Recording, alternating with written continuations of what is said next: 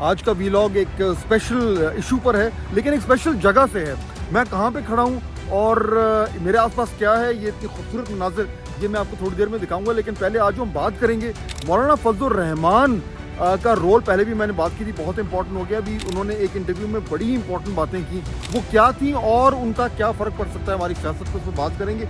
और दूसरा, मैं आपसे ब्रीफली आज बात करना चाह रहा हूँ एक ऐसे मामले पे जो पिछले दिनों हमारी हेडलाइन की जीनत बनता रहा और फिर उसके बाद गायब हो गया, डाला कल्चर। ये डाला कल्चर से हमारी जान कैसे छूटेगी, इन दोनों मामलात में बात करेंगे। मैं हूँ फहद हुसैन और ये है मेरा डिजिटल चैनल। नाज़रीन, आज मैं बड़े एक खूबसूरत जगह पे खड़ा हूँ और मैं इसलिए यहाँ पे रुका हूँ क्योंकि मैं नहीं चाहता था कि आज का जो वीलॉग है, क्योंकि मैं ट्रैवल कर रहा हूँ और वो मैं कर ना पाऊँ, तो इसलिए एक खूबसूरत जगह नज़र आई है और मैं रुक गया हूँ। और उससे मुझे फ़ायदा ये हुआ है कि कम ही होता है कि आप इस तरह कुछ थोड़ा सा टाइम निकाल के और इतनी खूबसूरत जगह पे आते हैं। ये मैं अभी थोड़ा सा आगे चल के ये फ़ोन घुमाऊंगा तो आपको ये नज़र आएगा कि मैं कहाँ पे खड़ा हूँ और ये कितनी खूबसूरत जगह है। और क्यों हमें कभी कभार जो है वो लाइफ की में जो हमारी दौड़ें लगी होती हैं, हर वक्त हर लम्हे कुछ ना कुछ हमें टेंशन होता है, कुछ स्ट्रेस होता है, कोई ना कोई कमिटमेंट आई होती है। थोड़ा सा टाइम लेके और इस तरह की नेचर में भी आना चाहिए और उससे वाकई में एक जिसे कहते हैं कि बैटरी रिफ्रेश हो जाती है। लेकिन मैं ज़रा एंड में आपको दिखाऊंगा ये घुमा के कि हाउ ब्यूटीफुल दिस इज़। लेकिन पहले मैं बात करता मौलाना फजलुर रहमान की, उसी क्योंकि मैं भी आते हुए सुन रहा था उनका इंटरव्यू, और बड़ा इंपॉर्टेंट इंटरव्यू उन्होंने अफसार आलम को दिया है। मेरे कॉलीग हैं समा टेलीविज़न पे, और बहुत ही इस वक्त की जो उसकी टाइमिंग है इंटरव्यू की बहुत ज़रूरी है, क्योंकि उसमें मौलाना साहब ने बिल्कुल खुल के बात की है कि इस वक्त हमें किस तरीके से दहशतगर्दी के हवाले से एक क्लियर पोजीशन लेने की ज़रूरत है। और इम्पॉर्टेंट बात यह है कि इस वक्त जो है वो एक ऑपरेशन की बातें हो रही हैं। ये भी कोई कह रहा है कि जी हमको अफ़गानिस्तान से जंग करने जा रहे हैं, कोई कह रहा है कि अच्छा हो सकता है कि हम जो हैं वो किसी और तरीके से जो है वहाँ पे से दहशतगर्द बैठे हैं अफ़गान ज़मीन में, उनके ख़िलाफ़ हम कुछ ऑपरेशन करेंगे। यानी गर्ज़ ये कि एक अफवाहों का बाज़ार गर्म हुआ हुआ है, और वो इसलिए हुआ हुआ है क्योंकि कुछ क्लैरिटी नहीं आ पा रही।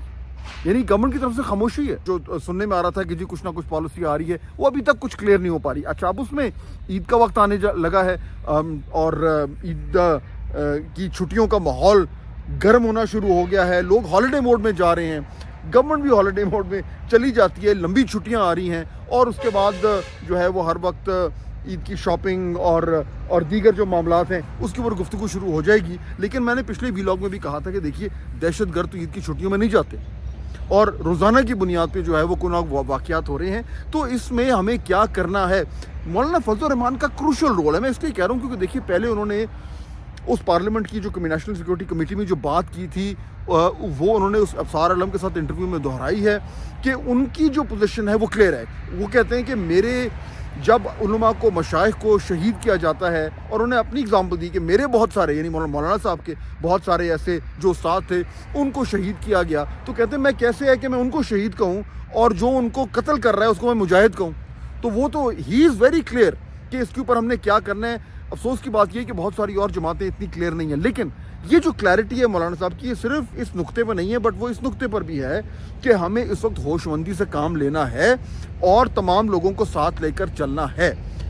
अब वो APC हो, वो किसी कोई और फोरम हो, वो मज़ीद मुशावरत हो, वो PTI को और जो दीगर जमातें हैं उनको ऑन बोर्ड लाना हो, कुछ भी करना है, उसके वो जितनी जल्दी होगा उतनी जल्दी जो है वो लोगों के जहनों में क्लैरिटी आएगी।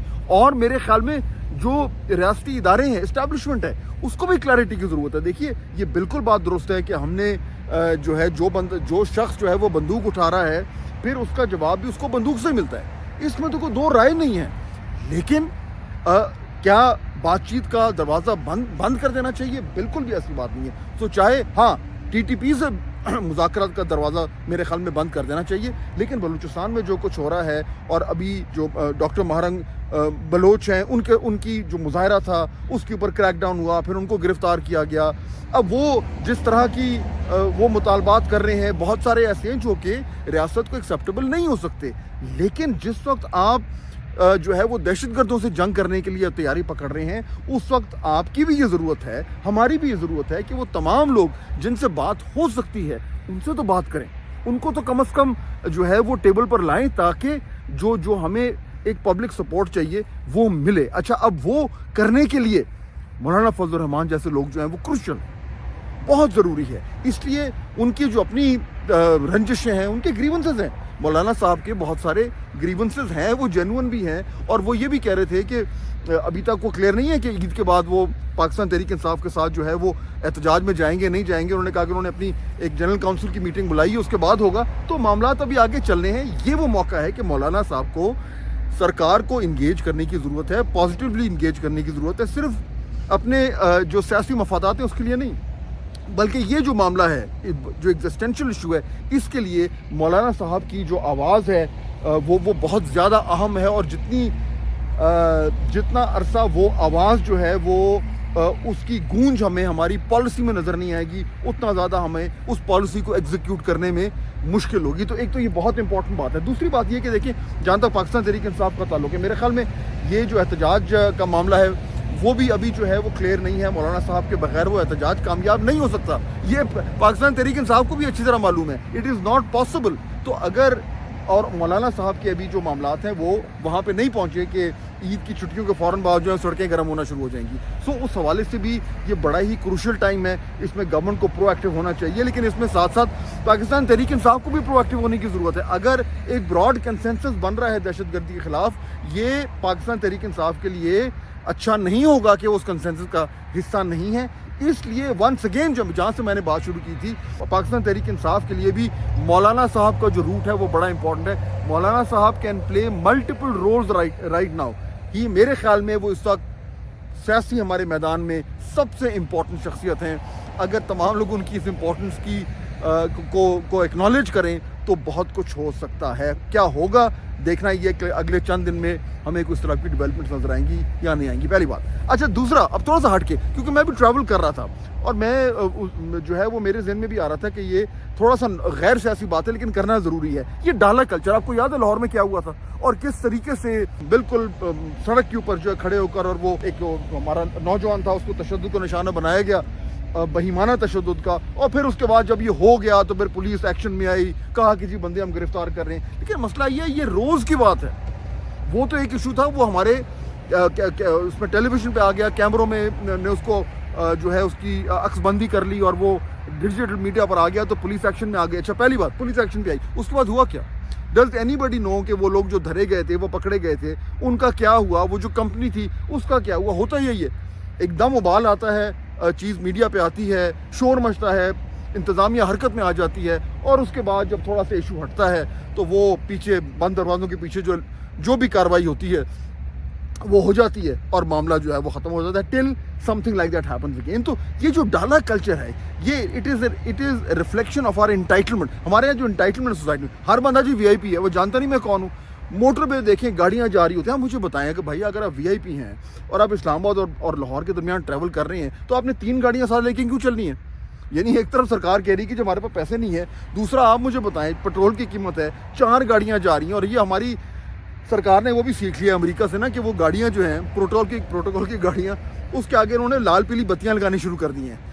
یہ فلموں میں جو ایف بی آئی کی گاڑیاں ہوتی ہیں, تو میرے خیال میں کسی کو برائٹ آئیڈیا آیا سرکار کا کہ جی اس سے جو ہے وہ بڑا زبردست ہمارا جو ہے وہ ایک لک آئے گی, تو انہوں نے وہ بھی کر دیا. وہ ایک لال پیلی بتیوں والی گاڑی ہوتی ہے, پیچھے 3 گاڑیاں ڈالے جا رہے ہوتے ہیں, بیچ میں جو ہے وہ کوئی وی آئی پی صاحب بیٹھے ہوتے ہیں. یعنی امیجن کہ کتنا زیادہ, باقی تو آپ چیزیں چھوڑ دیں, سرکار کا خرچہ کتنا ہو رہا ہے, اور اتنے چھوٹے موٹے ہر سائز کے وی آئی پیز کتنے ہیں پاکستان میں. یعنی ہر دن جو ہے آپ کو کوئی سڑکوں پہ, شہروں کی سڑکوں پہ, ہائی ویز پہ جو ہے کو 6 8 10 تو اس طرح کے آپ کو قافلے نظر آتے ہیں. تو کسی پہ وہ سائرن بج رہا ہوتا ہے, کسی پہ نہیں ہوتا. یہ جو ڈالا کلچر ہے, دا کلچر آف امپیونٹی, کہ میں اگر کوئی میرے پاس کوئی ایسا عہدہ ہے یا میرے پاس کوئی اس طرح کا اختیار ہے تو میں دندناتا پھروں گا اور میں قانون سے بالاتر ہوں. جو گورنمنٹ آتی ہے بڑی بڑی باتیں کرتی ہے, ہم یہ کر دیں گے, ہم وہ کر دیں گے, فلانا کر دیں گے. رول آف لا جو ہے وہ تو کلیشے بن گئی بھائی. وہ باقی جو رول آف لا, اور آپ نے لمبی چوڑی جو اصلاحات کرنی ہے, اور آپ نے جو کرمنل جسٹس سسٹم کو ٹھیک کرنا ہے, اور آپ نے عدالتوں کو ٹھیک کرنا ہے, چلو یہ تو لمبی کام ہے. یہ جو ایک وی آئی پی ڈالا کلچر ہے جہاں پہ روزانہ کی بنیاد پر جو ہے وہ عام شہریوں کو جو ہے وہ ٹیررائز کیا جاتا ہے اور ایک سینس آف انٹائٹلمنٹ جو ہے وہ ڈنکے کی چوٹ پر آپ لے کر چلتے ہیں, اس کو تو بند کرا سکتے ہیں آپ. ادھر نکلوائیں نا کہ لسٹیں کس کس کو جو ہے وہ یہ پروٹوکالز الاؤڈ ہے اور کیوں الاؤڈ ہے, مطلب کیا اس کی دیکھیں نا. کوئی اگر جینوئنلی کسی کو اگر سیکیورٹی تھریٹ ہے تو اس کو بالکل ملنی چاہیے سیکیورٹی, لیکن ہر چھوٹا موٹا جو ہے وہ وی آئی پی اٹھ کے کھڑا ہو کے کہتا ہے جی مجھے بھی دے دیں, فلانا بھی دے دیں, یہ پولیس اسکارٹ بھی دے دیں, رینجرز بھی دے دیں. یہ یعنی اس کے اوپر سرکار کے, بیکاز اس کا امیڈیٹ امپیکٹ آپ کو ہوگا, لوگوں کو نظر آئے کہ بھائی یہاں پہ جب سڑکوں پہ جو ہے وہ ایوری بڈی از ایکول, یہ نہیں کہ کسی کے پاس 4 گاڑی ہیں تو وہ جو مرضی چاہے کرے. تو یہ ایک دیرینہ مسئلہ ہے پاکستان کا اور یہ ختم نہیں ہو رہا کیونکہ, اور یہ اتنا لو ہینگنگ فروٹ ہے, یعنی کوئی گورنمنٹ چاہے فوراً کر سکتی ہے, لیکن کیوں؟ کیونکہ خود بھی جو ہے وہ انجوائے کرنا ہے. تو بہرحال یہ دو ایسے چیزیں جو میرے ذہن میں آج صبح سے گھوم رہی تھی, میں نے کہا میں آپ کے ساتھ شیئر کر لوں. ختم کرنے سے پہلے میں آپ کو دکھانا چاہ رہا ہوں یہ خوبصورتی.